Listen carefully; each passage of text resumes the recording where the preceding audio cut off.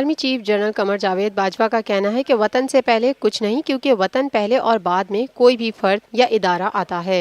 पाक फौज के शोबे ताल्लुकात आमा के मुताबिक army chief general Qamar Javed Bajwa ने बलोच रेजिमेंट सेंटर एबटाबाद का दौरा किया, जहां corps commander Rawalpindi lieutenant general Nadeem Raza ने उनका इस्तकबाल किया। जबकि general Qamar Javed Bajwa regiment centre में यादगार शोहदा भी गए, जहां उन्होंने फातिहा ख्वानी की और फूल चढ़ाए। तर्जुमान के मुताबिक आर्मी चीफ ने तरबियती मरकज में अफसरान और रिक्रूट से खिताब करते हुए कहा कि बलोच रेजिमेंट सेंटर का दौरा इंतहाई खुशी और इज्जत का बाइस है, क्योंकि बलोच रेजिमेंट के साथ मेरी खुसूसी वाबस्तगी है और मेरे वालिद का ताल्लुक भी इसी रेजिमेंट से था। उन्होंने कहा कि पाक फौज कौमी सलामती के लिए काम करती रहेगी। ये है TNN TV, देखते रहिए ताज़ा तरीन खबरें और एक्सक्लूसिव रिपोर्ट्स।